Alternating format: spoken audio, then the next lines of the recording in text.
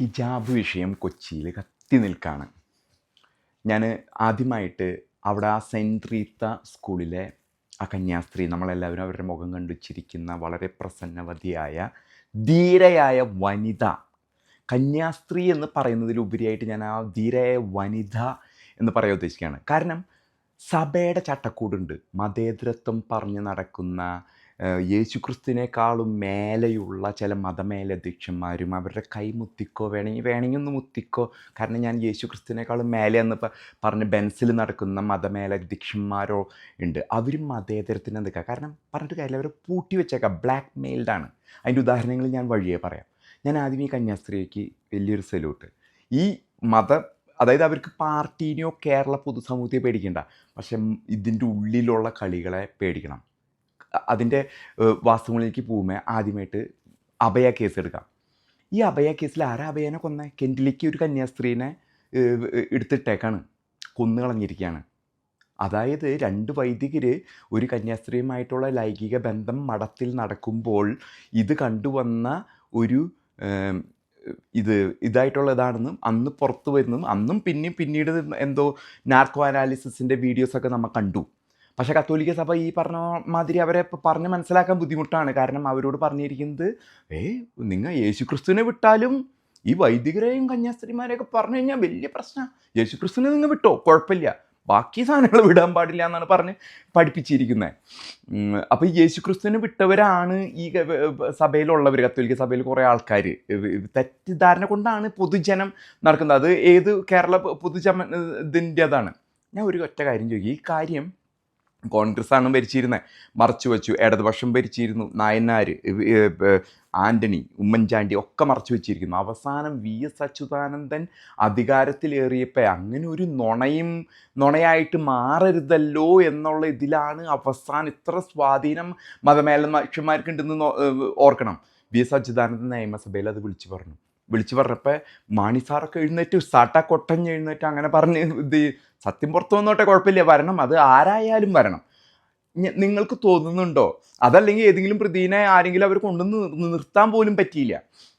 ഈ വടക്കുന്ന് വരുന്ന CBI അന്വേഷിച്ച ഗോസായിമാർ, അവർ കോടികൾ അങ്ങോട്ട് കൊടുക്കാണ്ട് ഇതിൽ നിന്നൊന്നും തലൂരാൻ സമ്മതിക്കില്ല. അപ്പം ഞാൻ അന്ന് ഉൾക്കളികളിൽ കേട്ട കുറച്ച് കഥകൾ അങ്ങോട്ട് പറയാം.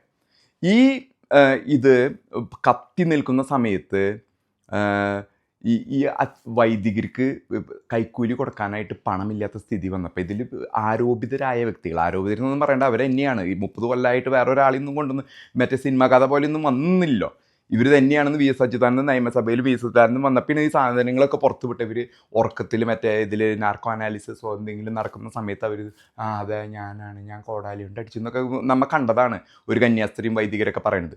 അപ്പോൾ ഇതിന് കൈക്കൂലി കൊടുക്കാൻ സഭ സമ്മതിച്ചില്ല. കോടികൾ കൊടുക്കണം. ഈ വടക്കുന്ന് പറഞ്ഞ ഈ ഡൽഹിയിൽ നിന്ന് വരുന്നവർക്കുണ്ടല്ലോ, കോടികൾ കൊടുക്കാണ്ട് കാര്യം നടക്കില്ല. സാധാരണക്കാർക്കൊന്നും പിടിച്ചേക്കാൻ പറ്റില്ല. അവർ പൂട്ടിട്ട് അങ്ങനെ കൊടുക്കാൻ വന്നപ്പോൾ ഒരു പിതാവാട്ടെ പറഞ്ഞേ, സഭയിൽ നിന്നൊന്നും പൈസ കൈക്കൂലി കൊടുത്ത് ഇത് മറയ്ക്കാൻ പറ്റില്ല എന്ന് പറഞ്ഞപ്പോൾ തെക്കുള്ളൊരു പിതാവ് ഈ അവിടെയുള്ള അടിച്ച് തെളിച്ചക്കാരിയായിട്ടുള്ള ബന്ധം പുറത്തു പറയുമെന്ന് പറഞ്ഞ് ബ്ലാക്ക് മെയിൽ ചെയ്തിട്ടാണ് പണം CBIക്ക് കൊടുത്തതെന്ന് അന്നൊക്കെ പുറത്തു വന്നിരുന്നു.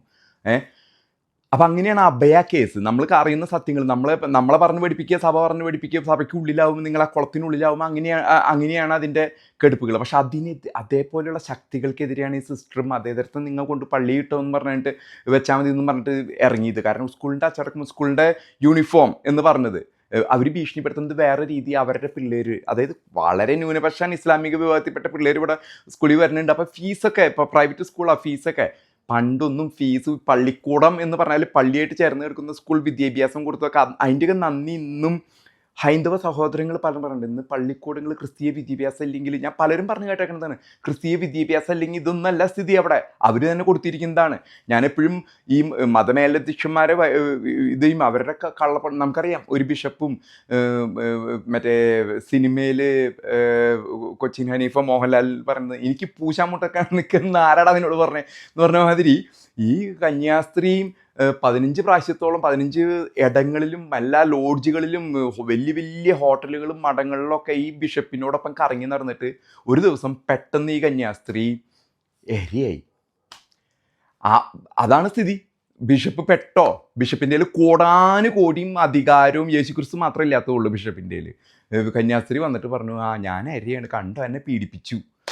അപ്പോഴേക്കും വന്നു ഒരു ഈ റിട്ടയേർഡ് ന്യായാധിപൻ കമാൽ പാഷ, പേര് കൊണ്ട് തന്നെ മനസ്സിലായല്ലോ, കമാൽ പാഷ വന്നിട്ട് പറഞ്ഞു സ്ത്രീ സ്വാതന്ത്ര്യം. കൊച്ചിയിലിരുന്ന ചെയ്ത ഹൈക്കോടതിൻ്റെ മുമ്പിൽ. കൊച്ചി ക്രിസ്ത്യാനികൾ മറക്കരുത്. ചിലത് ഓർമ്മപ്പെടുത്താൻ വേണ്ടിയാണ് ഞാൻ ഈ ചാനൽ പറയണേ.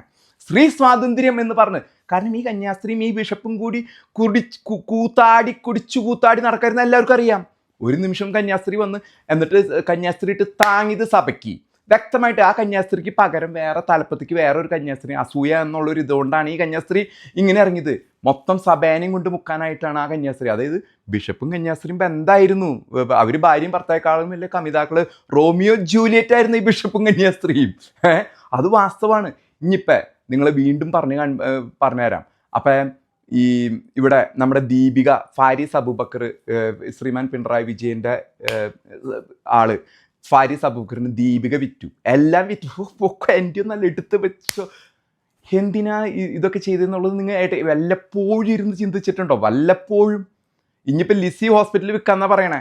കാത്തലിക് സിറിയൻ ബാങ്ക്, ഇതൊക്കെ ഇതിൽ അതായത് ഇവരുടെ ഒന്നും അല്ലല്ലോ കുടുംബത്തിൽ നിന്ന്. ഞാൻ പറയുന്നത് ഒരു 90% വൈദികരും കന്യാസ്ത്രീയും സന്യസ്തരും എന്ന് പറയുന്ന കത്തോലിക്ക സഭയിലുള്ളവർ ഒരു 14-15 വയസ്സിൽ അവരുടെ ഒരു ഇതിൽ അവർ എല്ലാം ത്യജിച്ച്, ലോകത്തിൻ്റെ സുഖങ്ങളെല്ലാം ത്യജിച്ച്, എന്താ അവരുടെ ത്യാഗം, ഭിക്ഷാടനം, ഇത് മൂന്ന് ഇത് വെച്ച് വളരെ നല്ല മനസ്സോടെ കൂടിയാണ് സന്യസ്തരാവാൻ പോകുന്നത്. എന്നിട്ട് 15 കൊല്ലം ഈ തിയോളജിയും ഫിലോസഫിയൊക്കെ പഠിക്കുന്നത്. പക്ഷെ ഇതുപോലെയുള്ള മതമേലക്ഷിതന്മാരുണ്ട്.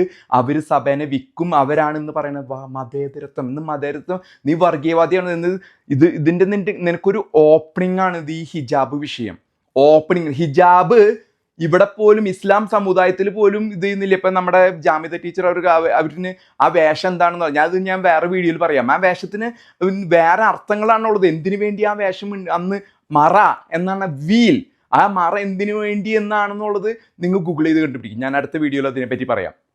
അപ്പോൾ കൊച്ചിക്കാരോട് ഞാൻ പറയുന്നത്, ഇലക്ഷൻ BD സതീശനൊക്കെ മറ്റേ വക്കഫ് ഉണ്ടാക്കി കൊടുക്കാൻ പോയ BD സതീശനും ഹൈബീഡനും ഷിയാസും ഇത് പറഞ്ഞപ്പോൾ മറ്റേ മറുനാടൻ എന്ന് പറഞ്ഞ ഒരുത്തൻ കള്ളൻ നടക്കുന്നുണ്ട്. മതേതരവാദി അയ്യോപ്പ മുമ്പ് ഇടത് ഇസ്ലാമികൾക്കെതിരെയാണ് എന്നൊക്കെ പറഞ്ഞ് ലണ്ടനിലേക്ക് പൈസ അടിച്ചിട്ട് പോയ മറുനാടൻ ഇപ്പം വലിയ ഇതായിട്ട് നടക്കുന്നുണ്ട്. മതേതരം കണ്ടോ, ഹൈബീഡൻ്റെ ഇത് തീർത്തു, ഷിയാസ് തന്നെ വേണം എറണാകുളത്ത്. ഇനി ഷിയാസ്, ഈ മതേതരത്തിന് ഷിയാസും അൻവർ സാദത്തും വേണോ കൊച്ചിയിൽ? ഞാനൊരു കാര്യം ചോദിക്കട്ടെ, ഈ മുസ്ലിം ലീഗിന് മലപ്പുറത്തും കോഴിക്കോടും കൊണ്ടുപോയിട്ട് ക്രിസ്ത്യാനിനെയും ഹിന്ദുവിനെയും സ്ഥാനാർത്ഥിയാക്കിയിട്ട് മതേതരത്വം കാണിക്കാൻ പറ്റുമോ? ആ രാഹുൽ ഗാന്ധി വാഷിങ്ടൺ DC വന്നിട്ട് പറയണ്ടായിരുന്നു വലിയൊരു മതേതര പാർട്ടിയാണ് മുസ്ലിം ലീഗ്. നിർത്തി കാണിച്ച എലക്ഷനാ വരണേ. ഇനി ശക്തമായിട്ട് തന്നെ പറയും എലക്ഷനാ വരണേ. 3 മാസത്തിൽ വിജ്ഞാപനം വരും. തദ്ദേശ സ്വയംഭരണ സ്ഥാപനങ്ങൾ. കൊച്ചിക്കാരെ, ക്രിസ്ത്യാനികളെ, ഹിന്ദുക്കളെ, എന്നെ നീ വർഗീയവാദി എന്ന് വിളിച്ചോ, നിന്റെ അടിവേര് മാന്തും. ഹിജാബൊക്കെ അതിനുള്ള വാണിംഗ് ആണ്. മതേതൃത്വം, സ്നേഹം എന്നൊക്കെ പറഞ്ഞു നടക്കണ റിട്ടയേർഡ് പാഷിയും മറുനാടനും ഇതൊക്കെ ഉണ്ടല്ലോ എല്ലായിടത്തും ഈ ഭൂമിയിൽ. ഞാനിത് പറയുന്നത് ഈ ലോകം കറങ്ങിയിരുന്ന് യാത്ര ചെയ്ത് പഠിച്ചിട്ടാ പറയുന്നേ. കത്തോലിക്ക സഭയ്ക്ക് ഇസ്ലാമിന് വഴങ്ങിക്കൊടുത്ത പാരമ്പര്യമേ ഉള്ളൂ. അതാണ് ഇവിടെ കാണുന്ന മതേതരവാദി. അവരുടെ പ്രശ്നങ്ങൾ എന്താണെന്ന് വെച്ചാൽ പൂശ നടന്നു കഴിഞ്ഞപ്പോൾ പിടിച്ചു കഴിഞ്ഞ് കന്യാസ്ത്രീ വന്നിട്ട് പീഡന എന്ന് പറഞ്ഞു. ഇത് ഒരു സംഭവമല്ല, ഈ ഒട്ടനവധി കത്തോലിക്ക സഭയുടെ സംഭവമാണിത്. ഇത് ഒരു സംഭവം പുറത്തു വന്നെന്നുള്ളത് ഈ പീഡനം എന്നും പറഞ്ഞിട്ട്. ഇത് സിസ്റ്റർ ജസ്മിയൊക്കെ പറയണോണം. ഇതവിടെ അവര് റോമിയോ ജൂലിയറ്റ്സ് ആണ് അവിടെ കുറെ ആൾക്കാർ. ഞാൻ പറയുന്നത് 90% പോകുന്ന സന്യസ്തരെ അല്ലാട്ടാ, റോമിയോ ജൂലിയറ്റ്മാരാണ് ഇതിലുള്ള എല്ലാ ആൾക്കാരും, എല്ലാ കത്തോലിക്ക സഭ. അപ്പൊ അവർക്ക് വഴങ്ങിക്കൊടുത്തേ പറ്റൂ. കത്തോലിക്ക സഭ ലോകം മുഴുവനും, സിറിയ, ലെബനൻ, ഇന്ന് യൂറോപ്പിൽ കാണുന്ന നമ്മുടെ പിള്ളേരൊക്കെ ഇപ്പോൾ അവിടെ പോകുന്നുണ്ട്. യൂറോപ്പിലും എവിടെയൊക്കെ പോയി കാണുന്നവരുണ്ട്. പയ്യെ തല താഴ്ത്തി വഴങ്ങിക്കൊടുക്കുക. അതിന് ഉദാഹരണം ഞാൻ പറഞ്ഞുതരാം. തൃശ്ശൂർ പണ്ട് കുന്നംകുളത്തുള്ള ക്രിസ്ത്യാനികളെ നടത്തിയിരുന്നത്. ഞാൻ പറഞ്ഞു ബിസിനസ്സുകൾ ആ റൗണ്ട് മുഴുവൻ ഇരുന്നത് കുന്നംകുളത്തുള്ള ക്രിസ്ത്യാനികൾ കത്തോലിക്ക വിഭാഗത്തിൻ്റെ അട്ടറിലായിരുന്നു. തൃശ്ശൂർ മൊത്തം കച്ചവടം നടത്തിയിരുന്നത്. മറ്റുള്ളവർ നടത്തരുതെന്നല്ല ഞാൻ പറയണേ. അതിനെ ചതിച്ചും വഞ്ചിച്ചും ഇന്ന് നിങ്ങൾ പോയി തൃശ്ശൂർ പോയി നോക്കും. ഇപ്പോൾ പണ്ടുണ്ടായിരുന്ന കച്ചവടക്കാരുടെ തലമുറയൊക്കെ ഈ വഴങ്ങിക്കൊടുക്കലിൻ്റെ ഭാഗമായിട്ടാണ്. തൃശ്ശൂർ വലിയൊരു കോട്ടയായിരുന്നു, സാമ്പത്തികമായിട്ട് കത്തോലിക്ക സഭയുടെ ഒരു കോട്ടയായിരുന്നു ആ വിഭാഗത്തിലുള്ളവർ. പണ്ടൊക്കെ വൈദികരും അതിൽ ഒട്ടനവധി വൈദികരുടെ കയ്യിൽ ഭാഗമാട്ടോ. ഞാൻ ഈ മതമേലക്ഷ്യത്തന്മാരുടെ യേശു ക്രിസ്തുവിനേക്കാളും വലിയ മതമേലക്ഷ്യത്തന്മാരെ കൈമുത്തി നടത്തുന്ന, ഞങ്ങൾക്കെതിരെ പറഞ്ഞാൽ ദൈവം ശിക്ഷിക്കുന്നു പറഞ്ഞ സാത്താൻ്റെ സന്തതികൾ ഇതിലുണ്ട്. ദീപിക വിറ്റവരും അതല്ലെങ്കിൽ അഭയ കേസിന് കൈക്കൂലി കൊടുത്തവരൊക്കെ ഇതിലുണ്ട്. വെറുതെ ഒന്നും ഞാൻ പറഞ്ഞില്ലേ, ഗോസായിമാരൊന്നും വെറുതെ വിടാൻ പോണില്ല ഈ CBI എന്നും പറഞ്ഞവരൊന്നും. അതൊക്കെ കോടികൾ അവിടെ എണ്ണിയിട്ടുണ്ട്, സഭ തന്നെ എണ്ണിയേക്കണേ. ഇനി നിങ്ങളോട് ഞാൻ തൃശ്ശൂരത്തെ കഥ പറഞ്ഞത് കൊച്ചിക്കാരോട് പറയണം, നിങ്ങളവിടെ ബിസിനസ്സും കാര്യങ്ങളൊക്കെ ആയിട്ട് നടത്തുന്ന ആൾക്കാരോട്. ഇതേ സംഭവം തന്നെയാണ് കൊച്ചിയിലും സംഭവിക്കാൻ പോകുന്നത്. ഈ ഹിജാബൊക്കെ അതിൻ്റെ ഭീഷണിപ്പെടുത്തി പേടിപ്പിച്ച് മതേതരത്വം പറഞ്ഞ് സമാധാനം പറഞ്ഞ് വഖഫായാലും ഹിജാബായാലും, ഈ വഖഫ് വിഷയം ഞാനാ കൊണ്ടുവന്നത്. ഞാൻ ആദ്യമായിട്ട് പോയേ October 3, 2024 അവിടെ സംഭവം ആദ്യമായിട്ട് അവിടെ എത്തിപ്പെട്ട വ്യക്തി മൈക്കുമായിട്ടും ചെറിയൊരു ഫോൺ ഇന്ന് റെക്കോർഡ് ചെയ്യണ അതേ ഫോണുള്ളൂ. ഞാനൊക്കെ പാവാണ്. മറുനാടൻ എന്ന് പറഞ്ഞ വലിയൊരു യൂട്യൂബർ ഉണ്ട്, അവനിപ്പോ ഹൈബീഡൻ VD സതീശൻ അതല്ലെങ്കിൽ ഷിയാസ്. ഞാൻ പറയട്ടെ, എനിക്ക് മോഡിയും അമിത്ഷായോ മോഡിയോ RSS ഒന്നും തരണില്ല. തന്നെയല്ല, ഞാൻ മുമ്പ് RSSനെ പല വീഡിയോസിൽ പൊക്കി പറഞ്ഞിട്ടുണ്ട്. അവർ കേരളത്തിൽ ശരിയാണ്, പക്ഷെ വടക്കേന്ത്യയിൽ അവർ കുറച്ച് ക്രിസ്ത്യാനികൾക്കെതിരെ പ്രവർത്തിക്കുന്നുമുണ്ട്. അതിനെ മാസ്ക് ചെയ്യാൻ മാധ്യമങ്ങളെ മാസ്കും ചെയ്യുന്നുണ്ട്. ഞാൻ വെറുതെ നോണം നിങ്ങളുടെ അടുത്ത് പറയണ്ടല്ലോ. അപ്പം ഇന്നത്തെ സ്ഥിതിയിൽ മോഡി ഉള്ളത് കൊണ്ട് മാത്രമാണ് ക്രിസ്ത്യാനികളായ കൊച്ചിക്കാരെ നിങ്ങളൊക്കെ ഇന്നും ഇരിക്കുന്നത്. നിങ്ങൾക്ക് ഞാൻ വഴി പറഞ്ഞുതരാം. മോളിൽ പോകാണ്ടിരിക്കുക. വലിയ മോള് മുതലാളിമാരുടെ മാളിൽ ഒരു ദിവസം കൊച്ചിയിലെ ക്രിസ്ത്യാനികളും ഹിന്ദുക്കളും പോകില്ല എന്ന് വിചാരിച്ചാണ്ടല്ലോ, അന്ന് തീരും ഇവന്റെ വഖഫും തീരും, ഇവന്റെ ഹിജാബും തീരും, ഇവന്റെ ഒട്ടുക്കത്തെ അധിനിവേശവും തീരും. കാരണം എന്താണെന്ന് പറയട്ടെ, മോളിലും മോഡി ഇരിപ്പുണ്ട്. അതുകൊണ്ട് മാത്രമാണ് നിങ്ങളൊക്കെ ഇത് ലോകം മുഴുവനുള്ള അവർക്ക് പറ്റും. എന്താണെന്ന് പറയട്ടെ, എന്നോട് എൻ്റെ സുഹൃത്തുക്കൾ പറയുമ്പോൾ, എടാ നീ ഭയങ്കര തീവ്ര നിലപാടിലാണ് സത്യം വിളിച്ച് പറയണ കേട്ടാ. അപ്പം അവൻ്റെ ഇത് ഭയമാണ്, മനസ്സിലായി. എന്നോടുള്ള കരുതലുകൊണ്ട് ഒട്ടനവധി സുഹൃത്തുക്കളുണ്ട്. എടാ നീ ഇത്ര ശക്തമായിട്ട്. അപ്പം ഞാൻ അവനോട് ചോദിച്ചു, ഞാൻ പറഞ്ഞ കാര്യങ്ങൾ സത്യമല്ല എന്നുണ്ടോ? നീ പറയുന്നത് സത്യമാണ്, ഞങ്ങളൊക്കെ അംഗീകരിക്കുന്നുണ്ട്. എന്നാൽ നീ വോട്ടെങ്കിലും ചെയ്യടാ, നിനക്ക് വോട്ട് ചെയ്യാനുള്ള അധികാരമില്ലേ, വോട്ടെങ്കിലും നീ ചെയ്യടാ എന്നാണ് ഞാൻ അവനോട് പറഞ്ഞത്. ഞാൻ പറഞ്ഞു 10 ആൾക്കാർ ആ ജോസഫ് മാരുടെ കൈ മുറിച്ചപ്പോൾ ആരും ഉണ്ടായിരുന്നില്ല. കെവിൻ പീറ്റർ കാസയുടെ അദ്ദേഹമായിട്ട് ഞാൻ ഇടയ്ക്കിടയ്ക്ക് സംസാരിക്കാറുണ്ട്. ഈ കെവിൻ പീറ്ററിൻ്റെ മോളെ 18 വയസ്സായ കൊച്ചിനെ പ്രേമിച്ച് കൊണ്ടുപോയിക്കോട്ടെ മുസ്ലിം വിഭാഗത്തിൽപ്പെട്ടവർ. SDP-യും PFA-യാണ് പിന്നെ വന്നത്. അയാളുടെ കൂടെ ആരും ഉണ്ടായിരുന്നില്ല, കെവിൻ പീറ്ററിൻ്റെ കൂടെ. അതാണ് കാസ, ഇന്ന് നിങ്ങൾ കാണുന്ന കാസ എന്ന് പറഞ്ഞ സാധനം. കൊച്ചി ക്രിസ്ത്യാനികളെ കേട്ടിരുന്നോ? നിങ്ങളോട് വ്യക്തമായിട്ട് പറയാണ്, നിങ്ങൾ വെറുതെങ്കിലും ആ സെൻറ്റ് റീത്ത സ്കൂളിൽ പോയിട്ട് ആ കന്യാസ്ത്രീയോട് ഒരു നന്ദി പറയും. മനസ്സിലായ? ഐഡൻറ്റിറ്റിക്ക് വേണ്ടിയിട്ട്, നിങ്ങളുടെ ഐഡൻറ്റിറ്റിക്ക് വേണ്ടി. നിങ്ങൾ ചിലപ്പോൾ ബിസിനസ് നടത്തി കൊച്ചി ക്രിസ്ത്യാനികളോട് പറയാം, ഇന്ന് MG റോഡും അവിടെയൊക്കെ വലിയ ബിസിനസ്സുകാരായിട്ട് ഇരിപ്പുണ്ടാവും.